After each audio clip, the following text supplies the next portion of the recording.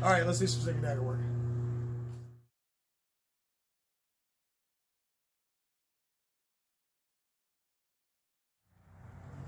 Utilize it as side dagger. Okay. I start the student in the same formula I start the student with single stick. Just step forward, right leg. If inside the flexion comes, we work on tool development. After they get that, they know that this is the next. It's the same concept as you did with the hand. It's an inside the flexion. Now, obviously, later on, if we can already get the dynamic entry immediately, that's very important. Okay, what I mean is, if we can handle this and inflict as much damage with the secondary weapon as we can. What I want to do, if I can take a spot, if I don't need to enter lethally, I won't. But in this situation, you probably would. Brachial plexus works. When I scoop this, I like to zone and monitor. Now, this was the years of teaching it this way. Man, that has a very structural problem. Very high risk of your own injury, especially under pressure. So, again, when I go here and I zone in here, I go low with this. Now, freeze. First thing, go back. Now go. This is already just hitting. See it? And then I could just, whatever from there. First thing is I'm just going to try to bang the hell out of that hand. There goes here. See, this is orthoped or brachial plexus. Okay? This is hitting. Try not to do the old school as much, although there's a time for it if you're extremely close, jammed up. But if I can hit, because that's already gone. See, and then you can do whatever you want to do after that. Can we get the opposite angle for that one? Just to emphasize on the knife, please. I think the point I'm trying to break out is that I want it finished as quick as possible. When it's not a coordination drill, we got hundreds and millions of those, right? But when you talk about the combative capability, which you should always train in that mindset, when you talk about weaponry at all, a weapon's a weapon. A rock can kill just as good as a blade can. It was the first murder weapon known to man. So what I want to do is, number one, please. See, so I want to get, now my best case scenario is outside line. We talked about that earlier. Now, a couple things. Just do this. There's the middle. That's the hornet's nest. That's where you get stung the most. It also happens to be where most of the goodies are. But boy, I don't know if that trade-off is worth it. When there's a way to get there more strategically. So you have the center, you have outside, you have outside. Let's keep that simple right now. I can go into more detail with this. So right side forward. So my goal should be to turn this one into essentially a two. No, I don't mean by the way the weapon trajectory is.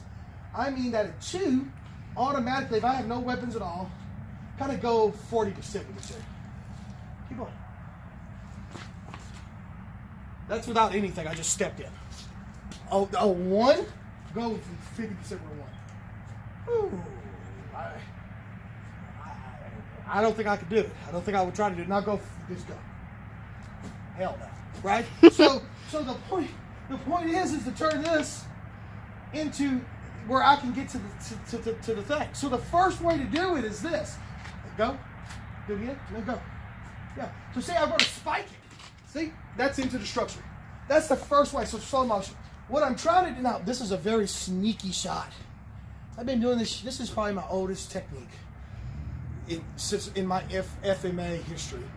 I learned this technique from a karate guy, actually. And on these video series, I was an old school Marine.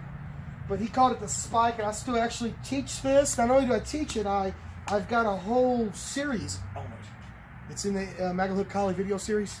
But what I'm trying to do, give me slow, is you okay? I'm trying to clip the hand out, now knife to knife. What's beautiful, number one, what's beautiful with this is that it's like you're shoveling dirt behind you. This is the number one mistake students can make with this. Number one is they're going to go here. You've lost all structural integrity. You've lost your ability and your feeling of going forward with that. What I want to do is, okay, if I was here, if I was boxing you and I sway back and then I boom, boom, right? So see, that's the concept. I want you to sway and go. You're swaying just to hit his limb. I'm trying not to hit him. So boom, and then that's my structure from there. So this one's go. Okay, let me not lose my train of thought. The next way is the cambiata methods. Okay, so I may jam it here. I may try to get a cut, but then I give way to the other side. See it? Now look, see this armpit? See, and then that's go low, yeah, and then you can go into all the classical or non-classical stuff you know. Right?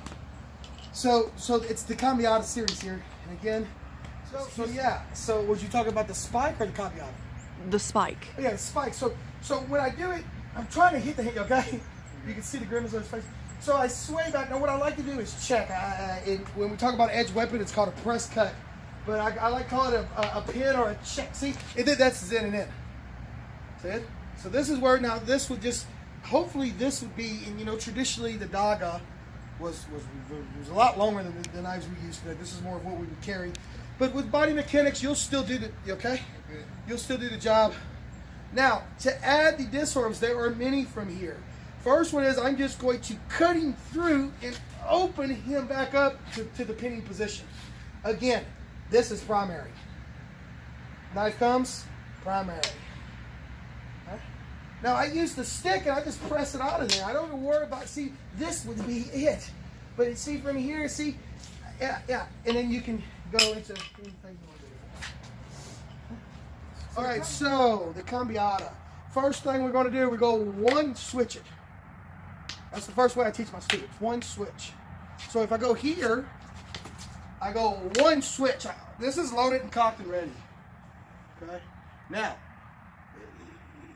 the first disarm is always going to be snake disarm. See, if I don't go complete snake, that's okay. See how I go on top of this? Now, I don't just disarm to disarm, I disarm to hit him. See this? Oh, you okay? Now, knife comes low, that would be a finish. Okay, another Magla Hook Collie rule. When we disarm en route. 99% of the time. I'll try not to hit you all the time. See, so I go 1, 2. See it? So I go 3. See, I hit here. See, this just goes over here. As I disarm, most people want to do it this way. I want to do it this way. I want to make a V. So when I make the V with this arm, the stick goes there. Somewhere in that range. When I make the V with this arm, it brings this to the center of his body. Look what it did. Grab the stick. Beautiful. You follow me? If he doesn't grab the stick and he launches low, it's already there to monitor. Okay? If he doesn't grab the stick, so we're here, and he launches high, you see it's already there to monitor it. So that's a cool little subject to work over the cambiata.